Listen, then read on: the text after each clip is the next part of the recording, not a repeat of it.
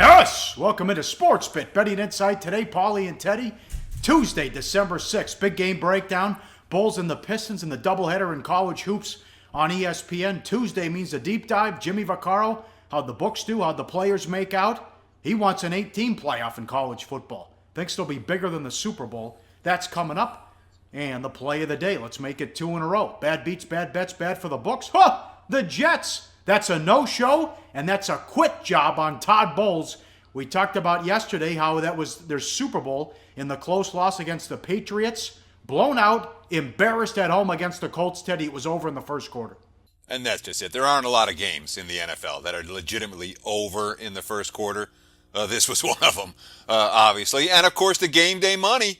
We talked about it on yesterday's Sportsbet, showing all these stats that the Jets had better stats than the Colts, and they were better against the run, and they were better against the pass, and they were better at running the football. And I was like, the stats don't matter right now, but they still matter in the betting markets. And it was nothing but Jets money on game day. They were bet up from plus 1.5 to -1. A flood of wise guy money coming in on New York, and all of that couldn't have been more wrong. Complete no-show from the Jets, and hopefully you were able to cash a ticket betting some of that information that we delivered last night. It was like the Sunday night game where the Colts have the starters in, they keep throwing the ball. Hey, Pagano, Luck just had a concussion. He's diving head first, picking up first downs. Get him out of the game. Yeah, and again, it goes over late. That's just right. like the Sunday night game, yep, where a meaningless late score ends up meaning a whole lot. Al Michaels referenced it on Sunday night. Didn't get that same reference. Yeah, I thought Gruden was excellent. He says to Sean McDonough, "Let me tell you something, man. I don't know if this Petty kid can play." He threw some interceptions. Oh man, the Jets are really going to struggle at quarterback for the next few years. Bad bets continue. Do you watch Sportsbet? Come on. We told you about Dwight Howard and the issues in the locker room with Atlanta. They bet Atlanta up to 4.5. Lost at home against OKC. Westbrook does it again. Another triple-double. And there was the betting markets react to things that you and I don't necessarily react to. And they were all excited about Atlanta last night. Tons of money on the Hawks with OKC, second night of back-to-backs. They just won last night. Tougher game. Doesn't matter. You know, it was definitely someone that doesn't watch Sportsbet going out and betting on Dwight Howard and the Hawks. Howard with 6.7 rebounds, no blocks, 4 turnovers, 3 fouls.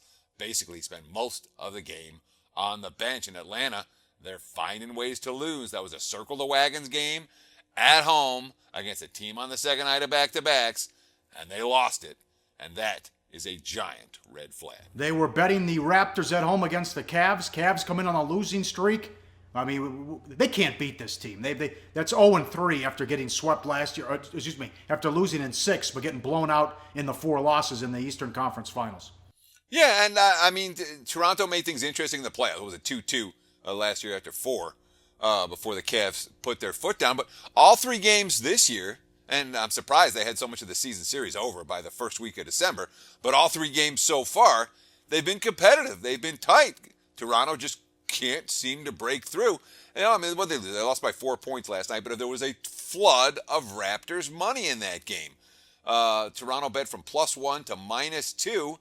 And, the Cavs won the boards by 14, the big 3. And Love's playing finally, for the first time in a Cleveland uniform, like a legitimate big 3 member, not just big 2. But LeBron, Irving, and Love combined for 86 points. And Toronto coming into the game, it's just another game. It's just another game. No, it isn't. It's a test. You lost all 3, even though you came close all 3 times. And the money in this one, bad for bettors. Good result for the house. Bad beats. Nice call by you with the Bucks on the play of the day, but they should have won the game. Yeah, I had a little money line in my pocket. Unfortunately, couldn't come through. They led 96-93 with about 2.5 left, but did not score the rest of the way. Spurs get the win. Bucks get the money, but they did not cash on the money line. Grizz Pelly's bet from 200 down to 196. They were pounding the under. 188 at the end of the regulation. Double overtime. Whoops. Yeah, oops, yeah. 94-94 all at the end of 4. And you know what that means when you have an under ticket. It means rip it up because it ain't going to be no good. And there was a ton of under money, as you mentioned. Bet all the way down to $1.96 from a 200 opener. Double OT loser over gets the money. How about college? Connecticut in the under. Yeah, well, and there was a bunch of Syracuse money early, and then a bunch of UConn money late. A lot more UConn money right before tip-off than there was Orange money earlier in the day. And, of course, nothing but under money for a matchup that's seen its fair share of unders in recent years. The two former Big East foes battle at MSG, and the Huskies pull the outright upset over that slumping Orange team. Syracuse can't hit a shot against a good defense. I mean, it's December. Look at the look from Jim Boeheim here. Already, Jim Boeheim can't stand to watch his team shoot the basketball. I told you, Teddy, watch out. It's early December. An 80-point first half by the Warriors. Thompson had 40 at the halftime against the Pacers. Yeah, mercy, and that was a bad result for the house, too. Warriors bet minus 14 to minus 15.5, and look, the Pacers left it all on the floor in L.A. the night before. And I'll give you credit, Paul. I thought it might take a little bit longer than this for the Warriors to come together. They're playing at an extremely high level on offense right now. When you score an 80.5, you're doing something right. Even when Clay gets going, it's hard to. You don't see teams get to 80 very often in the first half of an NBA game. And the Warriors, wire to wire over Indiana, bad for the books, good for the bettors. Any questions out there? Tweet us or put them in the comments section on YouTube at Pauly Howard. At Teddy_covers, a good one here. We'll always try to get to these on the show, and we'll do more of this, especially with football winding down. But a viewer asked, how much does it take, money-wise, to move a line? And how do the books know if it's professional or public money? Well, that is a good question. So let's answer the first question. How much money does it take to move a line? And the answer to that varies dramatically from book to book. Let's give one example. Pinnacle, because Pinnacle adjusts their lines pennies all the time. They're moving them up a cent, down a cent all day long. And they adjust their lines as based on the bettor, not the bet size. Most books are like that. Penny grades their bettors, and they respect the money coming from the good ones, the ones who win at any given particular sport. Other books much more reluctant to adjust their numbers quickly. But you can move the entire market. To move a line at one sports book, and boy, it's a rush the first time you do it, man. It's nothing better than going up with a big wager and like, now moving the number 3.5 down to 3 or whatever it is. It's a fun feeling to move a number, but you can move a number in a book on a Sunday night. $500, $1,000, not much. You can move the entire market on a Sunday night in college football with $10,000. On game day, it might take 10 times that amount. And there's a huge difference. Say, how much money does it take to move a line? You can move a college basketball total for $300, $500. Those are the limits at a lot of shops. On an NFL game, you can get down $20,000 and it's not going to move the number, not even a hook. So a big difference between the type of wager. Back in the day, we could send the whole arena football markets the wrong way with a pair. We'd bet two $500 wagers, and I'm talking point spread moves of 5, 6, 7, as others would come piling in behind us because there's lots of people out there in the markets just waiting for something to move, and then they're moving right with it. Market manipulation, arbitrage, legal, and it goes on every single day. Money intentionally getting bet on the wrong side, so 10 times that amount can get bet on the right side at a better number later in the process. So how do they know pro or public? They don't worry about public. They really don't. And they're not going to move a number based on public bettors, with the exception of the books that only cater to public bettors, and then they're only going to move their number when there is a flood of public money on the one side and they're really excited, they'll adjust the number. But when you're a sports book director, whether you're here in Las Vegas, whether you're offshore, you have a pretty clear idea of who your pros are, who the guys that you have to watch out for. Doesn't take long to figure it out. The types of bets they make are different from the types of bets that public bettors make. And once you start getting wagers from someone, they book the faces a lot of times here in Vegas. They recognize who's coming in, and they will adjust accordingly. How were you so good at the Arena League? Information out there? No one paid attention? Of course. It's a tiny market. When you can manipulate the market with a pair of $500 wagers, you know that it's a tiny market. Okay. But every book, there were a bunch of books in Vegas that used to have lines on it, and a bunch of books offshore too, until the books in Vegas stopped offering. There was one year that nobody in Vegas offered arena football anymore. How are we good at it? Let's put it this way. The lines makers would probably spend 15 minutes making an arena football number for the entire board. And the guys who I was working with watched every single arena football game, were I don't want to give anything away, but they were intimately involved in the league itself.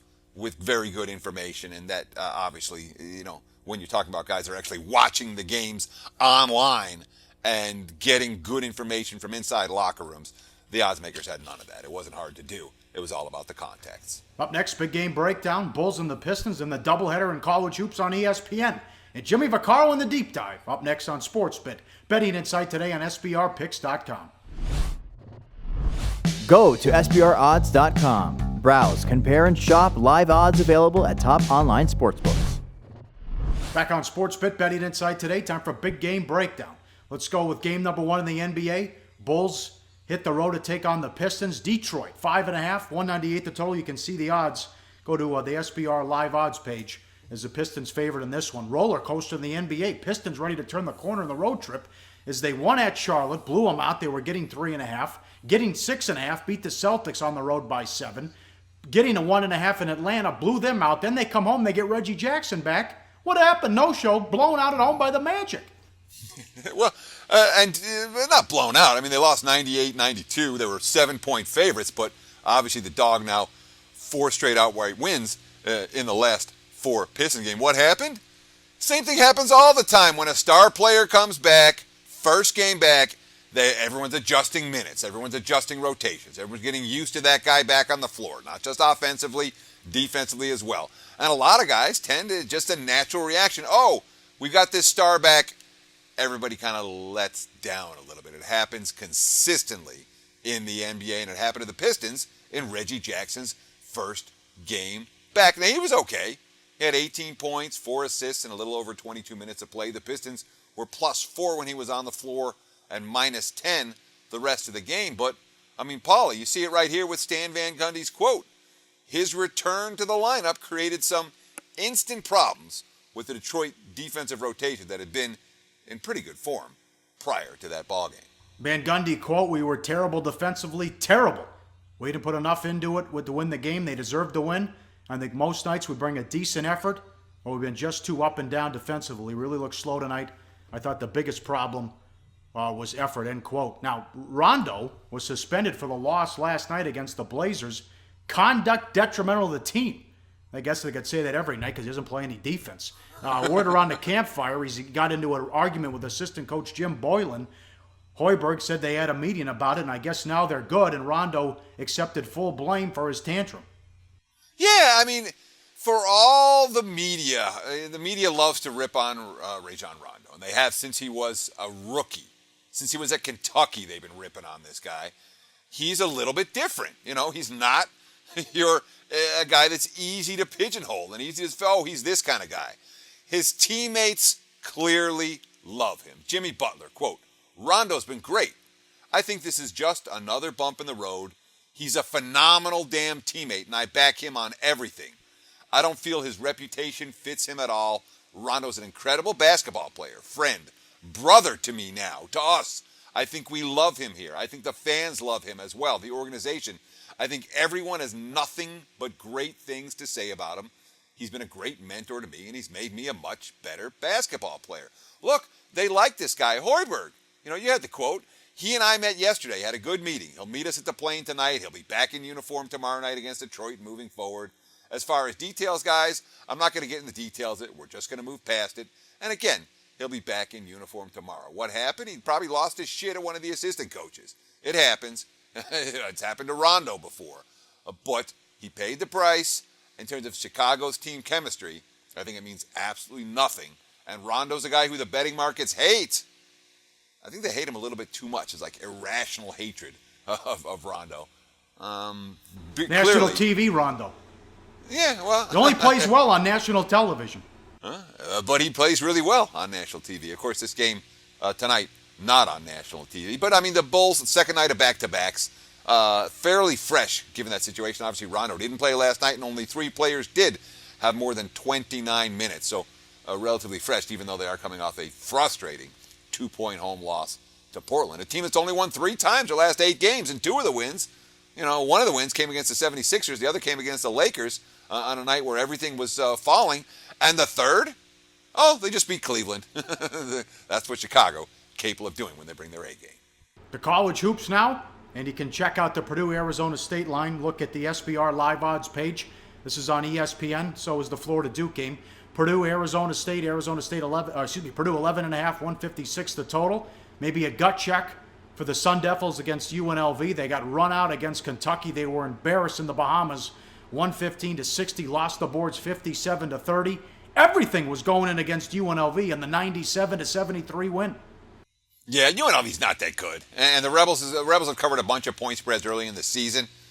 They were a little bit undervalued in the market. It's not the case anymore. And in fact, there was definitely value on the Arizona State side this past weekend. This sure was a gut check. They beat them 97-73. They won 18-36 from beyond the arc, and they actually won the battle of the boards. But the loss to Kentucky means something to me. When they got wiped out in that game, and that was, in theory, supposed to be a flat spot for the Wildcats, they lost by 55 and lost the battle of the boards by 27. And even in the win over the Rebels, Dwayne Morgan for UNLV, Tyrell Green both had 9 rebounds.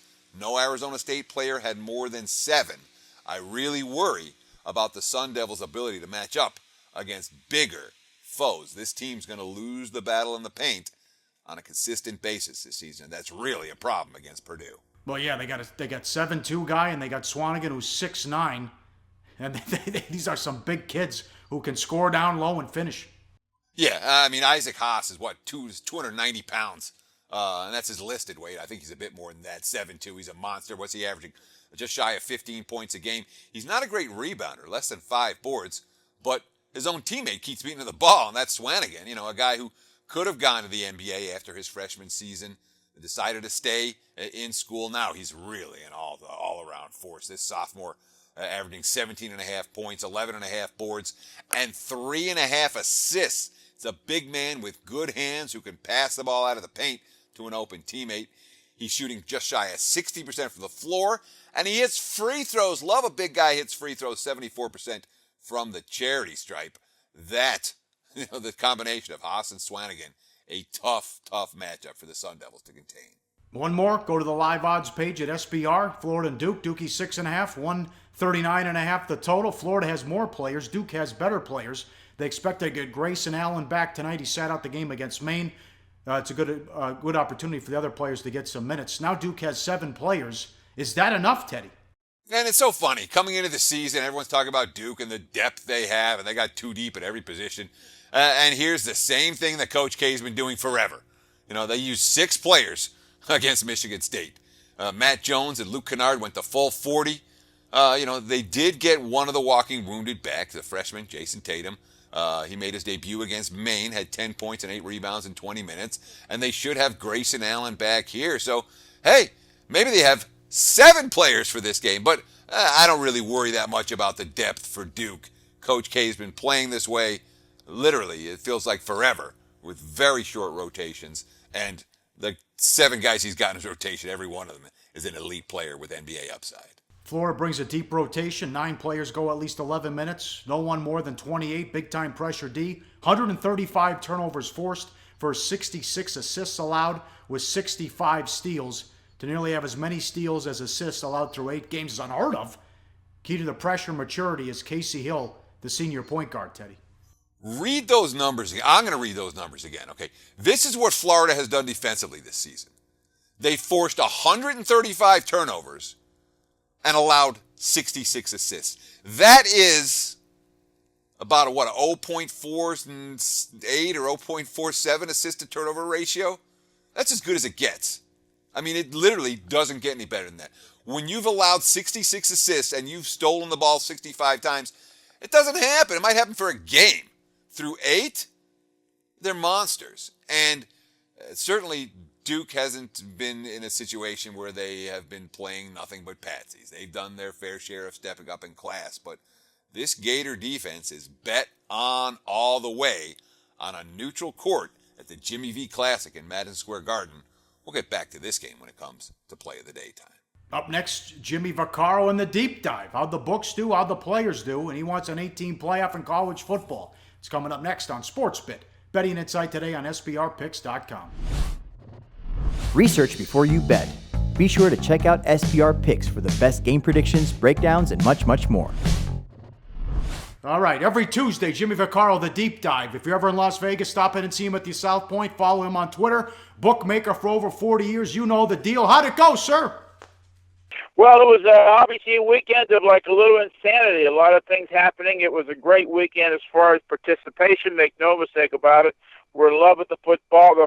The Friday and Saturday games were okay. We made a few dollars.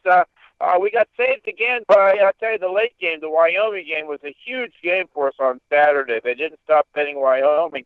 Didn't stop betting San Diego State. The bowl, the championship matchups, it was back and forth. The Smarts kept taking 24.5 and 24 with, against Alabama, Florida. Obviously, after the second interception, they had no chance. So we actually made a few dollars on that game. The Smarts versus the public on that one.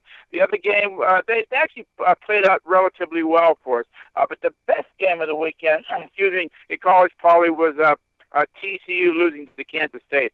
It was a nonstop stream of money, both with money line and laying to 3.5, and 4. So Saturday was pretty good. I'll just skip to Sunday, as everybody knew. It was a little amazing. The point spread didn't come into effect in any game yesterday. Either you picked a winning team, you won, whether it was the dog or whether it was the favorite. Our best game was the Kansas City Chiefs, as they wouldn't stop betting the Atlanta Falcons. Don't know really why, but after it got up to 5, I couldn't see any more movement, but we did. Money line bets there, crazy left and right. But naturally, we gave about 65% away with the Seattle Seahawks versus Cam Newton's outfit, who didn't want to wear a tie, but I don't think it would have made a much difference if he did play. We opened that game 6.5. We closed at 9, and we still took a pretty good whack on the head. But all in all, good weekend. Obviously, these games are meaning much more, especially with the pros. So look for some nonstop action from here on out, pal. What do you think New Year's Eve? Alabama, Washington, Ohio State, Clemson. Oh, wow. I mean, it's as good as it gets. I thought we opened Ohio State 3.5 over Clemson. I knew we were going to take a little bit of money, so did Chris Snow on the dog there. I didn't know we'd get an avalanche of Alabama. I thought the game should have been opening around 12.5, but once again, the general public and the smarts jumped in. Don't let everybody tell you like it was all general public moving the Alabama game. It was smart players who understood the market very, very well, knowing that if they laid to 12.5, 13, or 13.5, probably sometime between this time and next month, you'll be able to take 17 back on that game. I think it's a good matchup on both sides of the ball there.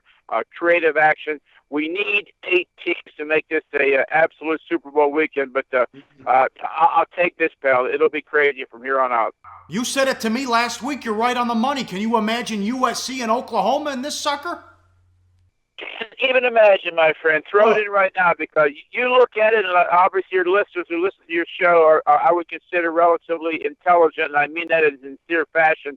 I mean, USC and Oklahoma, they'd be favored over a couple of these teams. To me, Oklahoma's a little better than Michigan. Or put it this way, they're picking them against Michigan, and the way USC is playing right now, who knows, who they might beat. Obviously, Washington got in because they killed Colorado up. They wouldn't have. They had pulled Washington out and put Michigan in. But I'll take it what it is. Let me go to A. Let me get at USC. Let me add Oklahoma. And discounting the props, it's much more money than we wrote on a Super Bowl. And that's not crazy coming from a crazy guy who's been around this racket his whole life. All right, you're the best. Thanks for 5 great minutes. Talk to you next week, sir. Do your research before you bet. Check out our ratings guide to see which books have the best ratings and sign-up bonuses. Open up several accounts and shop for lines at SBRodds.com. Always be ahead of the game. Pauly, I'm with Jimmy V on this one. I want an 18 playoff. You want an 18 playoff. We know it's coming. Maybe not this year, maybe not next year. It's coming. And it'll make college football that much better. And give us more betting, not less. Give us more things to wager on, not less. Jimmy's got it right. Yeah, be bigger than it's telling that it'd be bigger than the Super Bowl. Give us USC and Oklahoma in there too.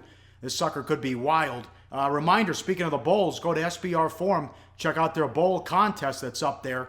And good luck, as there's so many games to choose from. And again, we're going to break down every bowl game here on SportsBit. Nice call yesterday with the Bucks, Teddy. Back to the Garden with Duke and Florida. What are we doing? Play of the day.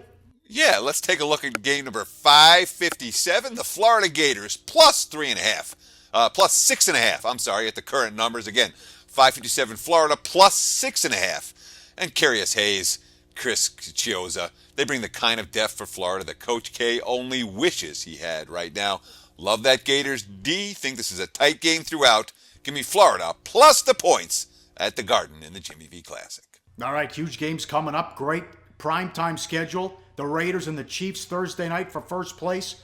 Cowboys and the Giants Sunday night. Patriots and the Ravens Monday night. And tomorrow on the Deep Dive, Teddy, betting the Bulls, handicapping 101. Should be fun. Yeah, it should be a real good segment. Very informative. And it's not the same nonsense you're going to read everywhere else. How to bet Bulls. Oh, yeah, look at the home state. No. All that stuff is old. We got stuff that's working in 2016. Check it out tomorrow, right here on SportsBet. Till then, have a great day. Enjoy the games, and best of luck.